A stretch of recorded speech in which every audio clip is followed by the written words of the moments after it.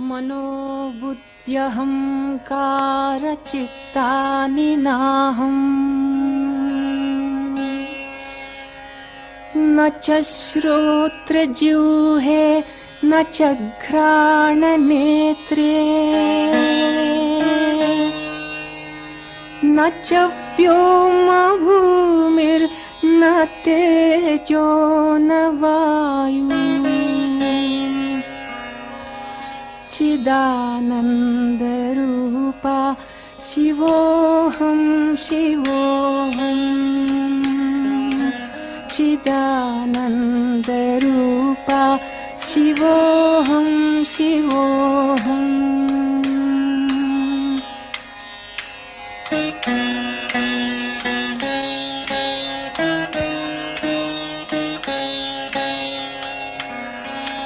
न च प्राणसंज्ञो न वै पंचवायुः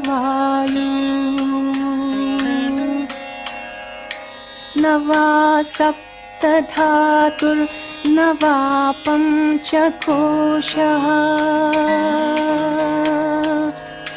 न वाक्पाणिपादं न चोपस्थपाणिः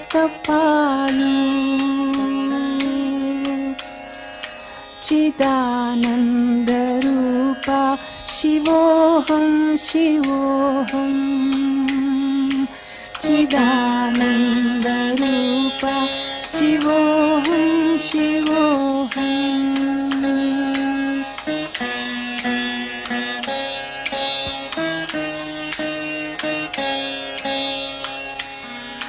न मे द्वेषरागौ न मे लोभमोहौ मतो नैव मे न वै मात्सर्यभावः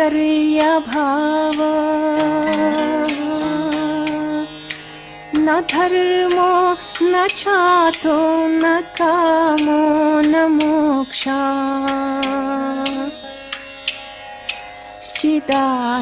चिदानन्दरूपा शिवोऽहं शिवोऽहं चिदानन्दरूपा शिवोऽहं शिवोऽहम्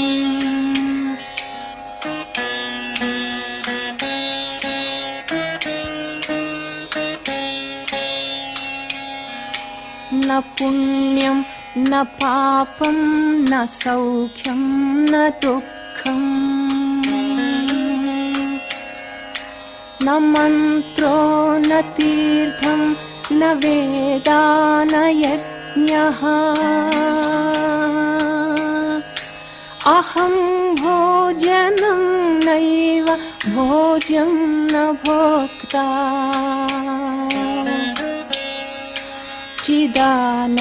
चिदानन्दरूपा शिवोऽहं शिवोऽहं चिदानन्दरूपा शिवोऽहं शिवोऽहम्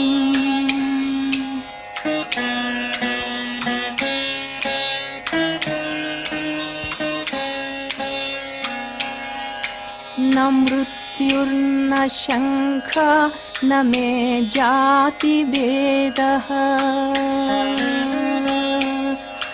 पिता नैव मे नैव माता न जन्म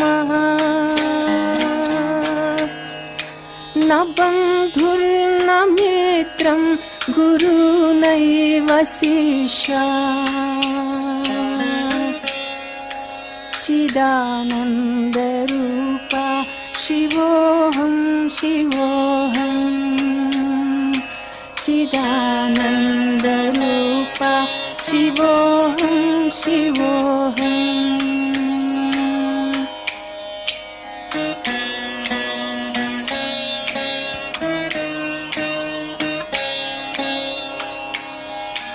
अहं निर्विकल्पो निराकाररूपो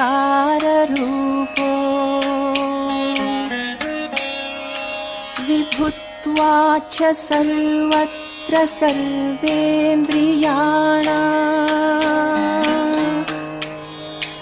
न वा सङ्गतं नैव मुक्तिर्न मेरा चिदानंद रूपा शिवोहम शिवोहम चिदानंद रूपा शिवोहम शिवोहम चिदानंद रूपा शिवोहम शिवोहम चिदानंद रूपा शिवोहम शिवोहम मनोबुद्ध्यहंकार चित्तानि नाहम् न च श्रोत्रजिह्वे न च घ्राणनेत्रे न च व्योमभूमिर्न तेजो न वायु चिदानन्दरूपा शिवोऽहं शिवोऽहं चिदानन्दरूपा शिवोऽहं शिवोऽहम्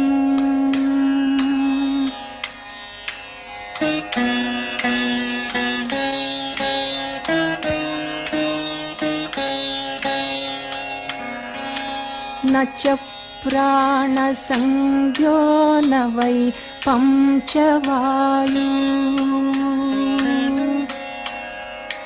न वा सप्तधातुर्न वा पंचकोशः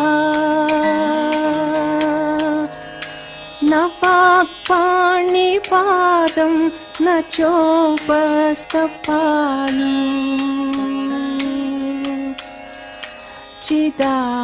चिदानन्दरूपा शिवोऽहं शिवोऽहं चिदानन्दरूपा शिवोऽहं शिवोऽहम्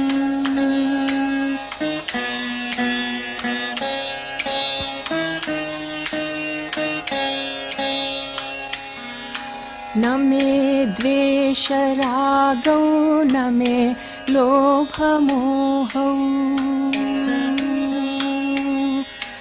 मतो नैव मे न वै मात्सर्यभावः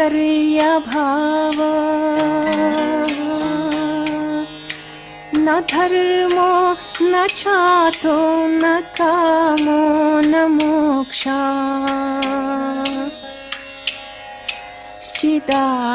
चिदानन्दरूपा शिवोऽहं शिवोऽहं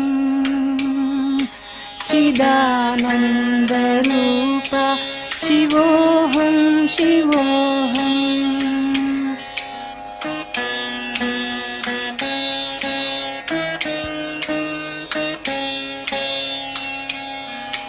न पुण्यं न पापं न सौख्यं न दुःखम्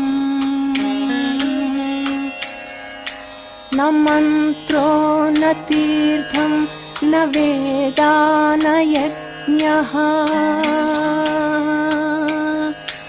अहं भोजनं नैव भोज्यं न भोक्ता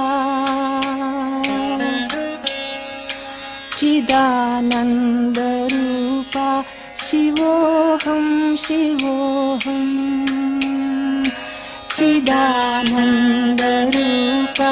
शिवोऽहं शिवोऽहम्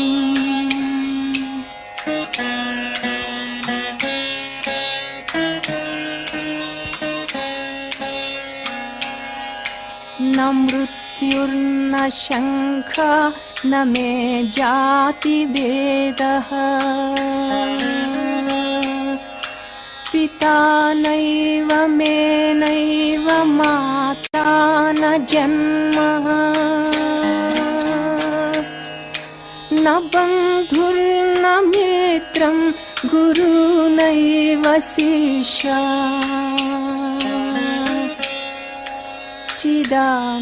चिदानन्दरूपा शिवोऽहं शिवोऽहं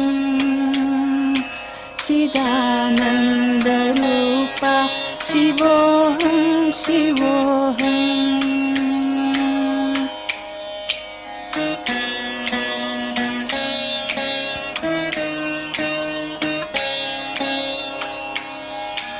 अहं निर्विकल्पो निराकाररूपो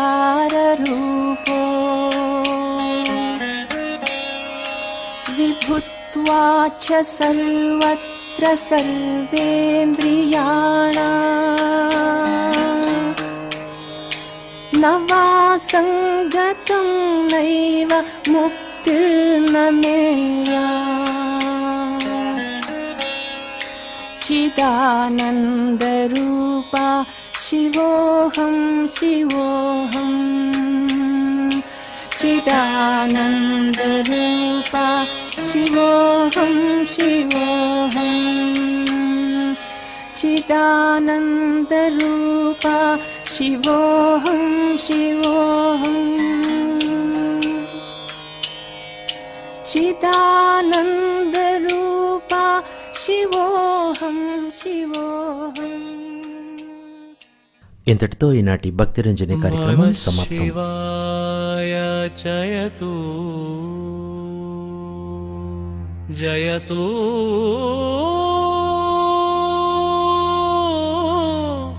శుభమస్తు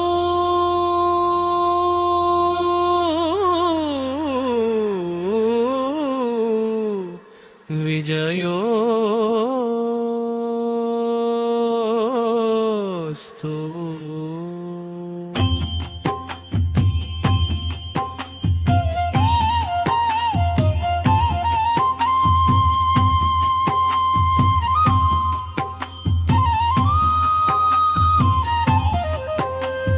श्रावण्यां कृष्णपक्षे पुण्य एकादश्यां शुभरुद्रनक्षत्रसमये रेगाग्रामविभूषिते श्रीगुहलिङ्गेश्वर दिव्यालये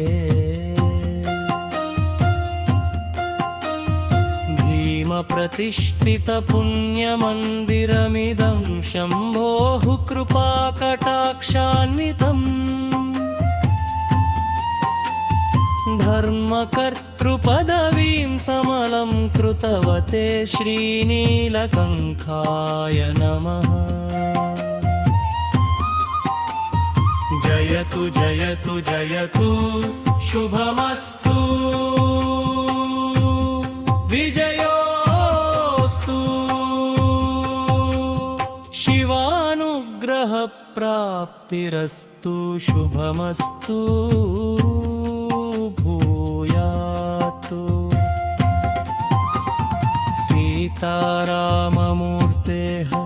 सद्गुणगणनिधेः सूरीडुजनन्याश्च शुभात्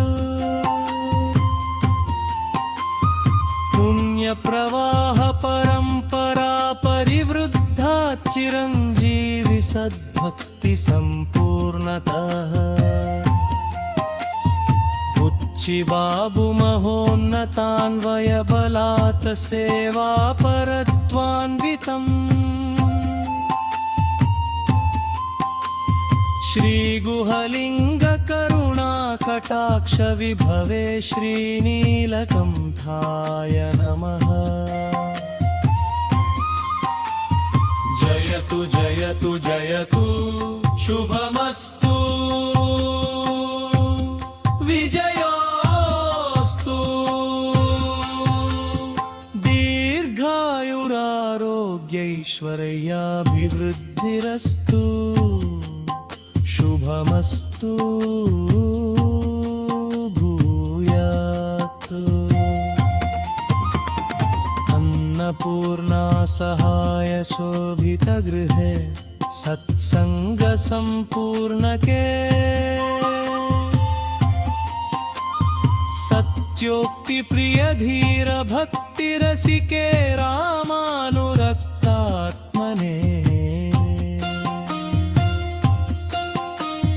भरद्वाजकुलोद्भवाय विनयप्राज्याय सद्गुण्यशे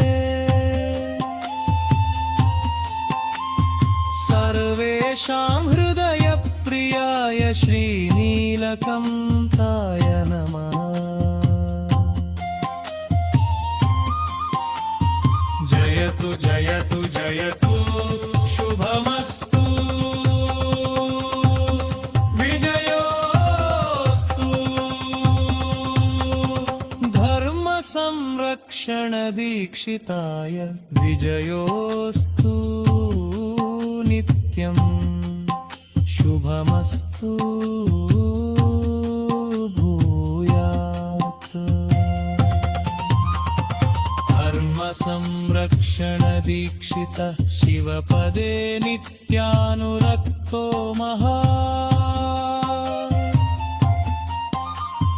देवस्थानविकासकार्यनिरतो भक्तार्थसिद्धिप्रदः, श्रीगुहलिङ्गेश्वरप्रसादविभवप्राप्तप्रभावान्वितः, धर्मकर्तृपदवी विभूषिततः श्रीमन्धानीलकण्ठाय नमः। जयतु जयतु जयतु शुभमस्तु, विजयोस्तु, जयतु जयतु नित्यं, विजयी भवतु।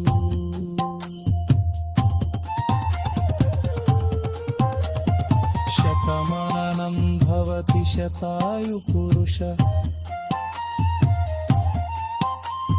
श्रियं वर्धतां कीर्तिर्वर्धतां भक्तिर्वर्धताम्,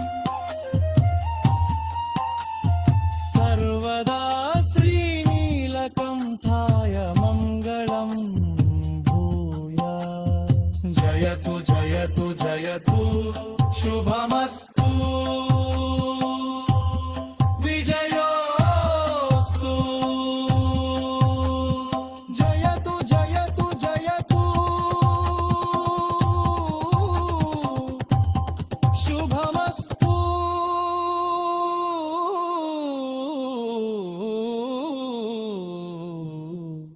विजयोस्तु।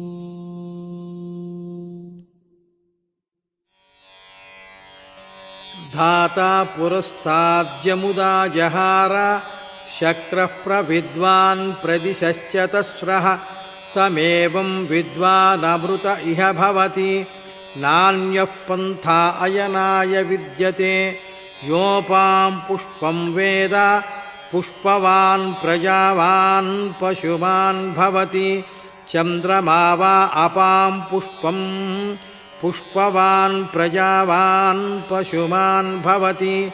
य एवं वेद योपामायतनं वेद आयतनवान् भवति। अग्निर्वा अपामायतनम् आयतनवान् भवति। योऽग्नेरायतनं वेद आयतनवान् भवति। आपो वा अग्नेरायतनम् आयतनवान् भवति। य एवं वेद योपामायतनं वेद आयतनवान् भवति। वायुर्वा अपामायतनम् आयतनवान् भवति। यो वायोरायतनं वेद आयतनवान् भवति। आपो वै वायोरायतनम् आयतनवान् भवति। य एवं वेद योपामायतनं वेद आयतनवान् भवति।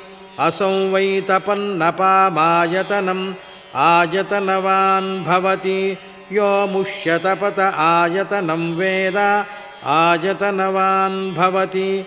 आपो वा अमुष्यतपत आयतनम् आयतनवान् भवति।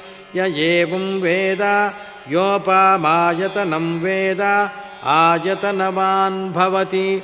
चन्द्रमा वा अपामायतनम् आयतनवान् भवति। यश्चन्द्रमस आयतनं वेद आयतनवान् भवति। आपो वै चन्द्रमस आयतनम् आयतनवान् भवति य एवं वेद योपमायतनं वेद आयतनवान् भवति नक्षत्राणि वा अपामायतनम् आयतनवान् भवति यो नक्षत्राणामायतनं वेद आयतनवान् भवति आपो वै नक्षत्राणामायतनम् आयतनवान् भवति य एवं वेद योपमायतनं वेद आयतनवान् भवति पर्जन्यो वा अपामायतनम् आयतनवान् भवति यः पर्जन्यस्यायतनं वेद आयतनवान् भवति आपो वै पर्जन्यस्यायतनम् आयतनवान् भवति य एवं वेद योपमायतनं वेद आयतनवान् भवति संवत्सरो वा अपामायतनम् आयतनवान् भवति यः संवत्सरस्यायतनं वेद आयतनवान् भवति आपो वै संवत्सरस्यायतनम् आयतनवान् भवति य एवं वेद योऽप्सुनावं प्रतिष्ठितां वेद प्रत्येव तिष्ठति किं तद्विष्णोर्बलमाहुः का दीप्तिः किं परायणम् एको यद्धारयद्देवः रेजति रोदसीबुभे वाताद्विष्णोर्बलबाहुः अक्षराब्दीप्तिरुच्यते त्रिपदाद्धारयद्देवः यद्विष्णोरेकमुत्तमं राजाधिराजाय प्रसह्य साहिने नमो वयं वैश्रवणाय कुर्महे स मे कामान् कामकामाय मह्यं कामेश्वरो वैश्रवणो ददातु कुबेराय वैश्रवणाय महाराजाय नमः ॐ तद्ब्रह्मा ॐ तद्वायुः ॐ तदात्मा ॐ तत्सत्यम् ॐ तत्सर्वम् ॐ तत्पुरोन्नमः अन्तश्चरति भूतेषु गुहायां विश्वमूर्तिषु त्वं यज्ञस्त्वं वषट्कारस्त्वमिन्द्रस्त्वं रुद्रस्त्वं विष्णुस्त्वं ब्रह्मत्वं प्रजापतिः त्वं तदाप आपो ज्योतिरसोऽमृतं ब्रह्म भूर्भुवस्सुवरों लक्ष्मीं क्षीरसमुद्रराजतनयां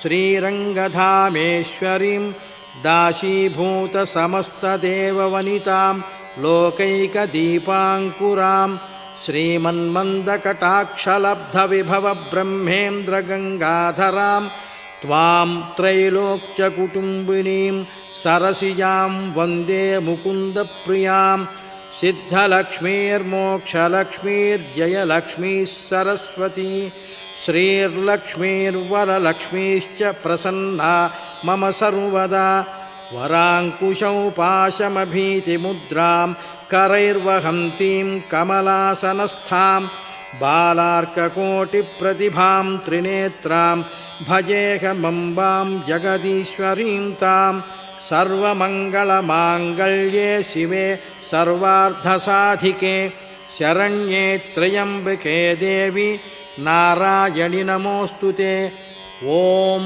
महादेव्यै च विद्महे विष्णुपत्न्यै च धीमहि तन्नो लक्ष्मीः प्रचोदयात् नारायणाय विद्महे वासुदेवाय धीमहि तन्नो विष्णुः प्रचोदयात् ईशानः सर्वविद्यानामीश्वरः सर्वभूतानां ब्रह्माधिपतिर्ब्रह्मणोऽधिपतिर्ब्रह्मा शिवो मे अस्तु सदाशिवो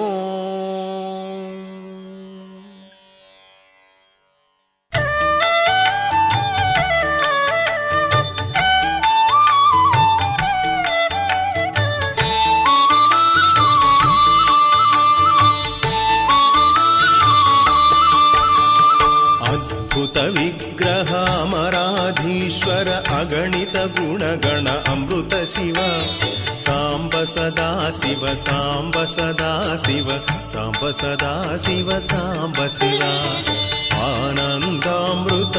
आश्रितरक्षक आत्मानन्द महेश शिव इन्दुकलाधर इन्द्रादिप्रिय सुन्दर रूप सुरेश शिव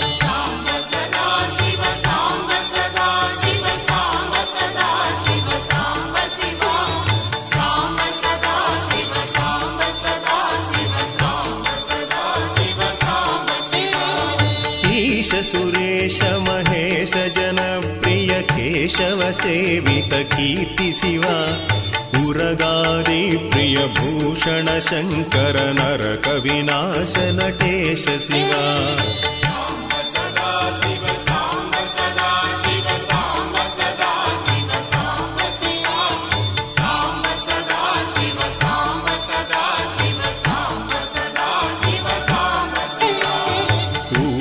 दानवनाश परात्पर आर्जित पाप विनाश शिवा ऋग्वेद श्रुति मौलि विभूषण चंद्रार्काग्नि त्रिनेत्र शिवा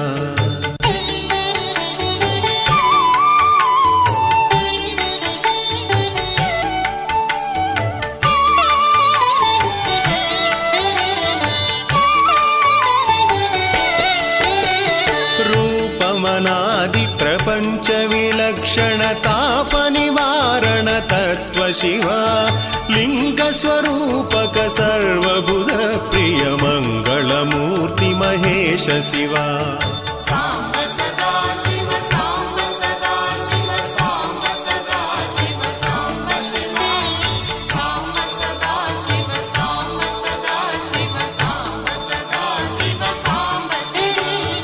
ऐश्वर्याश्रय चिन्मय चिद्घन अच्युतानन्द महेश शिवा ओंकार प्रिय उरग भूषण ह्रींकारादि महेश शिवा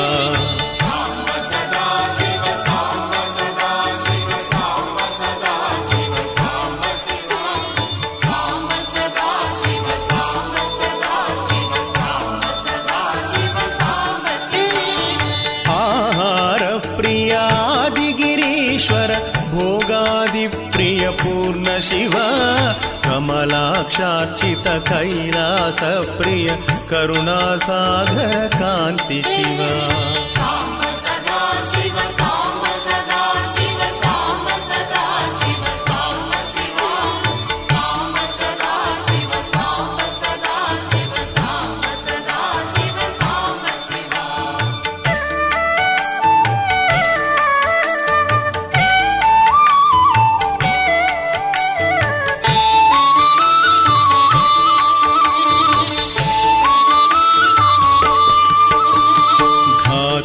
भंजन पातक नाशन गौरी समेत गिरीश शिवा जाश्रित श्रुति मौलि विभूषण वेद स्वरूप विश्वेश शिवा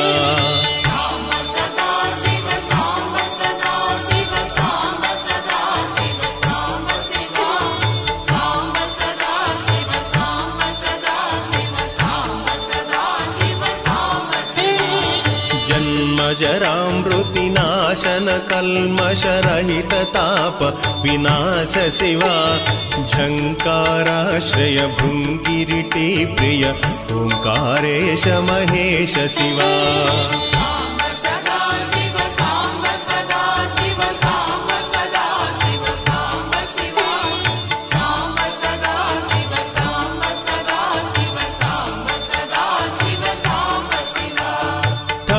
स्वरूपा सहकारोत्तम वागीश्वर परमेश शिवा ढंब विनाश बिंबिम भूषण अंबरवास विदीश शिवा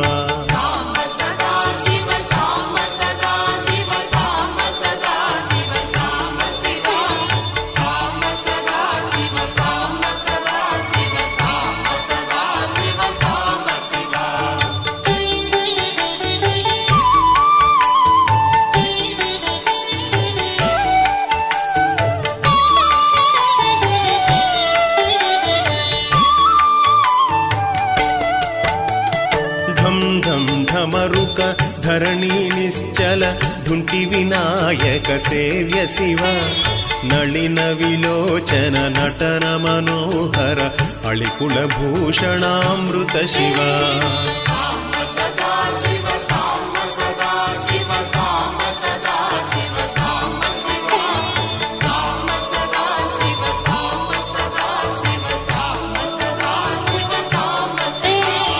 ದುಃಖ ವಿನಾಶನ ದಳಿತ ಮನೋಹರ ಚಂದನ ಲೇಪಿತ ಚರಣ ಶಿವ ಧರಣೀಧರ ಶುಭ ಧವಳ ವಿಭಾಸ್ವರ ಧನದಾದಿ ಪ್ರಿಯದಾನ ಶಿವ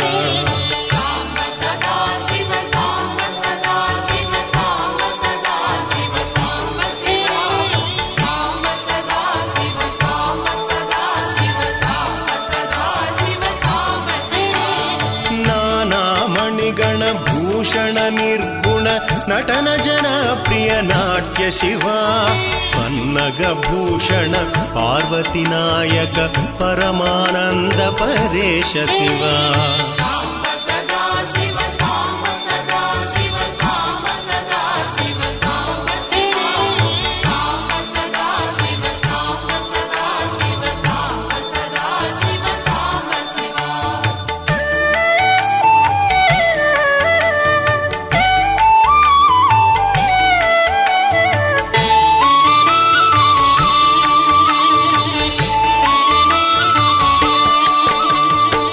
ಸಂಸಾರಾರ್ಣವ ನಾಶನ ಶಾಶ್ವತ ಸಾಧು ಹೃದಿ ಪ್ರಿಯ ವಾಸ ಶಿವ ಹರ ಪುರುಷೋತ್ತಮ ದ್ವೈತಾಮೃತ ಪೂರ್ಣ ಮುರಾರಿ ಸುಸೇವ್ಯ ಶಿವ ಲಾಳಿತ ಭಕ್ತ ಜನೇಶ ನಿಜೇಶ್ವರ ಕಾಳಿ ನಟೇಶ್ವರ ಕಾಮ ಶಿವ ಕ್ಷರರೂಪಾದಿ ಪ್ರಿಯಾನ್ವಿತ ಸುಂದರ ಸಾಕ್ಷಿ ಜಗತ್ರಯ ಸ್ವಾಮಿ ಶಿವ